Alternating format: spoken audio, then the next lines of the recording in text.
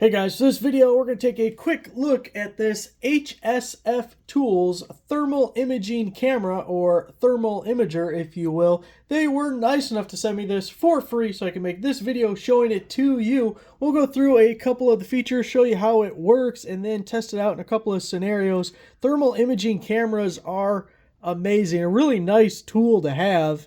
Now, if you're unaware of how they work, is when you're looking through the screen here, it'll show you temperatures, and hotter things will be red, cooler things will be cold. You can change the color palette, but typically that's how it's going to work.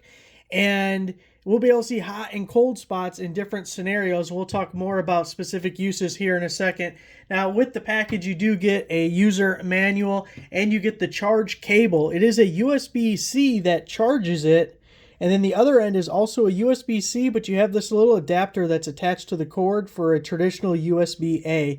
So you're going to use this to charge it, but also this can take pictures. So you will save the pictures and you can transfer them to your computer, laptop, whatever, with the cable there. The charge port is right on the top, right there.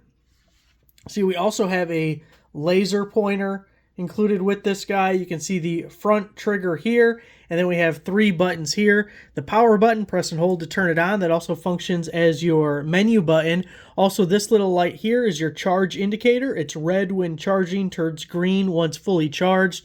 Up in the corner here, you can see we have our battery level indicator. We have our up and down arrows for the menu, and then we have our back button. Now, a couple of things that I just want to show you right off the top. Like if I put my hand in front of this thing, so you can see how much hotter my hand is than the rest of the screen. And we have 3 points. If you look in that upper left corner, we have the minimum temperature of 65, the maximum temperature of about 92, which is the center of my hand. And wherever you put the crosshairs, this guy right here, little crosshairs, will give you the center temperature, which is the top there. Now you can do Celsius or Fahrenheit, but I'm American, so I do Fahrenheit.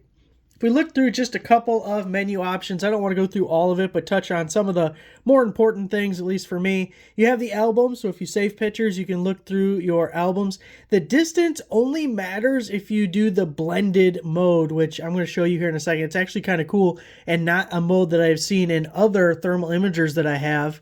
So our display settings, we can do like the date and time, stuff like that.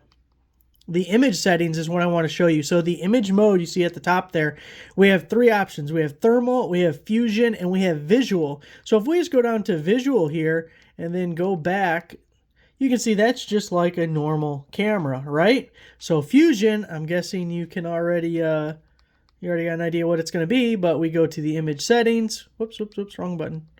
We go to the image settings, image mode, and then we're going to fuse the two, the thermal and the visual. And in some instances, especially if you don't have a huge temperature variance within the viewing window, this is going to actually be pretty helpful. And this is what you're going to have to set the distance for, so that these 2 images overlap correctly. Otherwise, you'll have some ghosting. But I still think, you see how with the distance it'll change a little bit, but you can see more clearly anything here, like especially on this box. Now let me change back to the other view, try and hold it as steady as I can. You can just tell the difference. So you can see there, you can't see the box as well, mostly because all this stuff is similar temperatures. So very cool. Now let's look at a couple of instances that we would use the HSF Tools thermal imager. What I've learned, one of my favorite ways to demonstrate a thermal imaging camera is with a gas stove. So let me go ahead and turn this thing on for you. And you can see with all this light, you can barely see the flame at all. Even if I turn off this other light, that's probably a little bit better. So you can see the flame, right? And that's just normal. Now, if we put the thermal imager in front of it, look at that. Look at that. It looks amazing. And of course that is due to the heat and how thermal imagers work. So now we can see our max over 320 degrees, the minimum 67, and the center 130. You can also see the crosshairs are tracking the hottest and coldest spots in addition to the center. I'll turn this guy down a little bit. But see, in the thermal imager, we still get a really cool view of it. I just always really liked that little demonstration. I think that is so cool to see. Real quick, I wanted to show you, we can change the temperature range, and when we were looking at the fire here a second ago, it was topping out at that 302. I changed it to auto switch. So let's see. Now you can see we are reading the higher temperature above 302. So you go up to a little over 1,000 degrees with that guy there. Now another common use you may find usable or helpful with one of these guys is we're looking at a window, the wall there, and you can see how much colder the windows are than the rest of the wall. But if we scan around, you can find insulation gaps or where you have cold spots, and you can see our seam here where the ceiling meets the wall is much colder in just that little seam.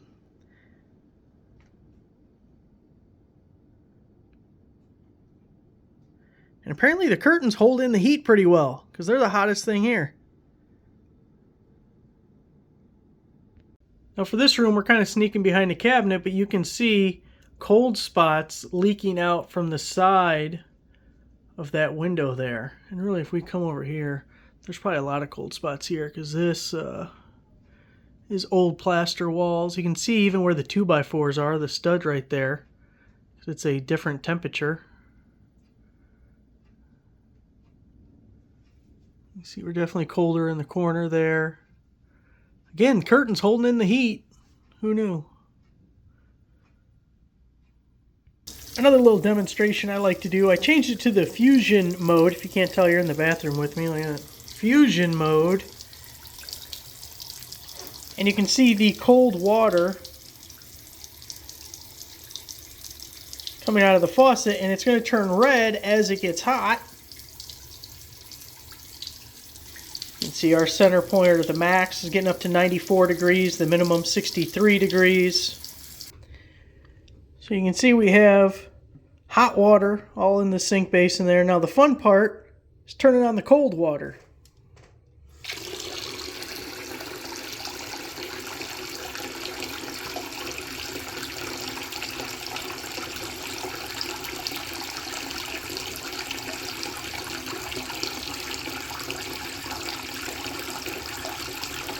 I think it's cool to kind of see the path the water kind of circulates in there and how the temperature changes. One other feature that I wanted to touch on is this trigger here. If you just give it a click, it takes a picture of, whatever you're looking at. Now if you press and hold, you have a laser, red dot, so you can see what you're aiming at. And it's useful for some instances, like if you look at this, because everything's basically the same temperature, we're not using that fusion mode, we're just in regular thermal mode right now. With the laser, you can see exactly what we're aiming at. Without that laser, you might be a little ambiguous of what actually is in the screen. So you can press and hold for laser, or just click for a picture. Now the other thing about that is there is a setting, super resolution. See that at the bottom? They want that turned on if you're going to be transferring your pictures to, which by the way, clicking that also exits the menu. If you're going to be transferring your pictures to a computer, want to view them on a computer, use super resolution so you get a clearer picture on it. So there it is, guys, the HSF Tools HF96V thermal imaging camera. Thanks for watching.